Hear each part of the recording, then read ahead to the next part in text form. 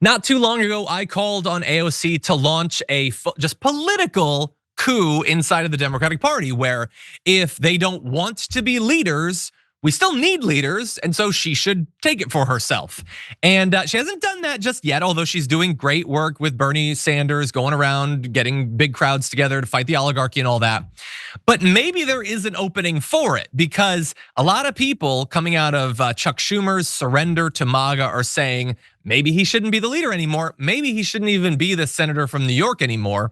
And if it goes to a primary, new polling shows he might be in for a bit of a battle, because according to this most recent poll from Data for Progress, AOC is currently leading Schumer by 19 points in a hypothetical primary matchup. And one in which, by the way, there's not a lot of people who aren't sure what they're gonna do. And you'd think there might be. This is a big shakeup. I mean, Chuck Schumer's been there forever. We don't know AOC as much. Only 9% say that they don't know.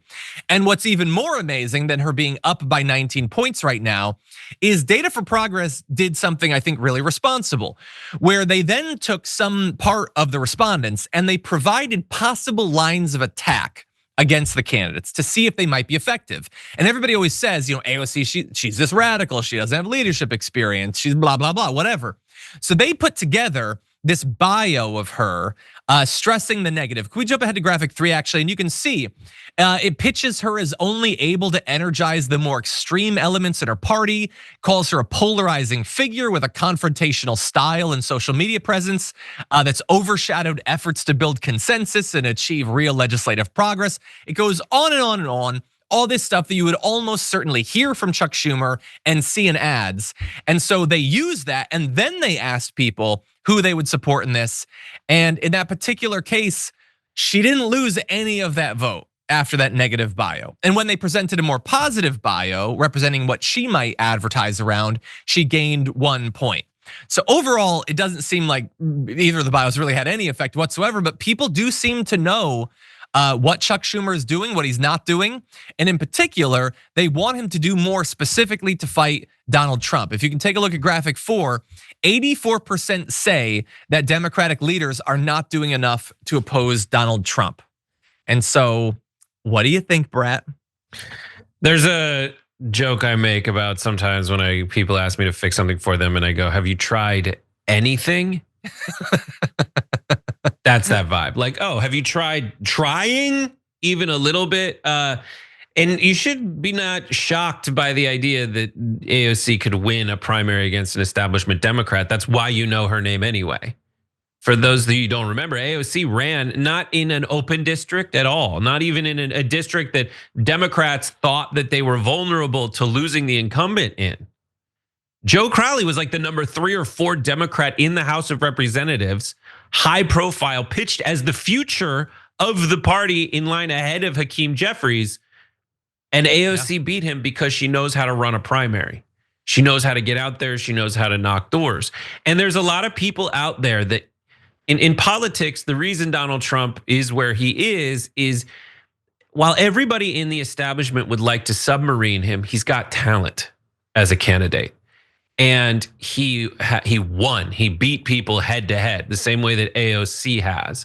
And when you do that, unlikely bedfellows kind of start cozying up to you because they know they can't beat you. And that's why you've seen AOC on shows like, being more embraced by the establishment over time. Just not because they like her necessarily, but because they know in many ways they can't beat her. Why?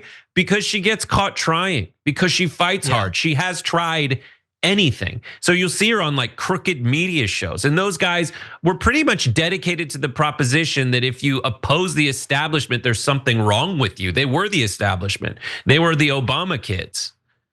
Like it ends up going that way. And you can see, and no one ever turns around. And this is why I feel like TYT is like Moses who doesn't get to go to the promised land, even though they led you there. But like, this show that you're watching right now, I remember we got on Zoom AOC breathless after she ran up her walk-up steps the day before her primary to do an interview with John. And no one's gonna turn around and be like, you guys were right and we guys were wrong. It just doesn't work that way.